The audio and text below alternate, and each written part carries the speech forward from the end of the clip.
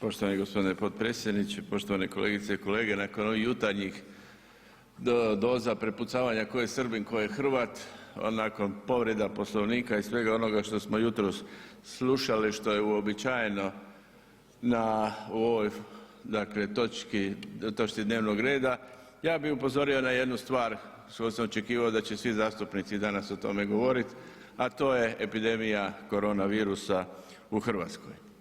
I to je ono što bi trebalo sve zabrinuti u Hrvatskoj u ovom trenutku, jer da podsjetim, nemamo cjepivo, ne postoje antivirusni lijekovi i jedine mjere koje možemo poduzimati su mjere sprječavanja i suzbijanja širenja epidemije. Naime, razloga za paniku nema, vidimo u novinama da se kupuju maske, dezinficijensi, da se prazne police i ja sam očekivao da ćemo ovdje mi kao saborski zastupnici pozvati građane da slušaju što nam kažu ljudi koji o tome puno znaju, da ne širimo paniku jer mi smo zemlja koja je turistička zemlja, koja ovisi o sezoni turističkoj i mislim da širenju panike nema smisla. I jedna poruka mene kao liječnika je da je najvažnije prati ruke i to je najbolja mjera prevencije nastanka bolesti kad govorimo o bilo kojoj virusnoj bolesti. I ovdje kao medicinar i liječnik hoću ponoviti jedno jednostavno pravilo, a to je da ruke treba prati često, da je treba pratiti najmanje 20 do 30 sekundi, temeljito sapunom i vodom jer je to najbolja prevencija od zaštite i prevencija i zaštita od infekcije sa virusima.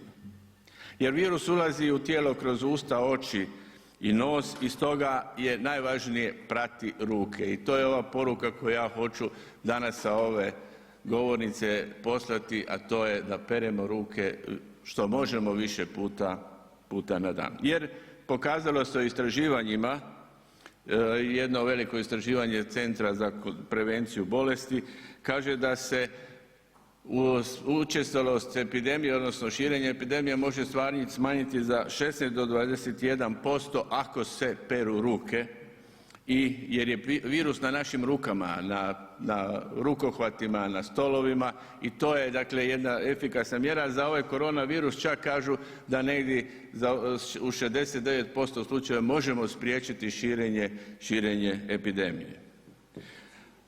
Korištenje maski za lice, pisanje paničnih statusa na društvenim mrežama, moja poruka operite ruke i za početak će to biti dovoljno.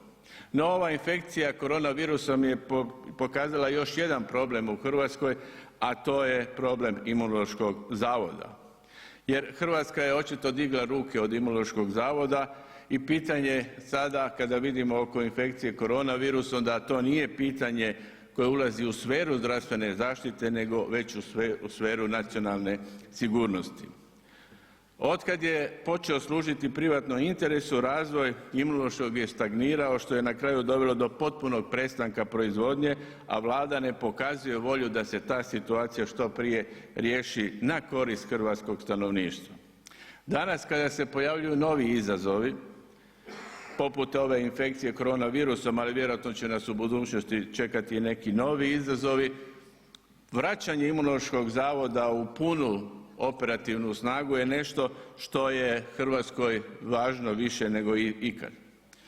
I ono što mi je žao da zbog toga što smo uništili Imunološki zavod Hrvatska će propustiti priliku da stane uz bok zemalja koje rade na razvoju učinkovitog cjepiva za koronavirus, a da imamo tu instituciju onda bi bili zajedno sa zemljama koje u ovom trenutku intenzivno rade na tome. Ovo je trenutak kada Vlada mora prestati sa ovakvom neodgovornom politikom i možda je ovo trenutak kada Vlada bi trebala pokrenuti se i Imunološki zavod staviti na svoje noge.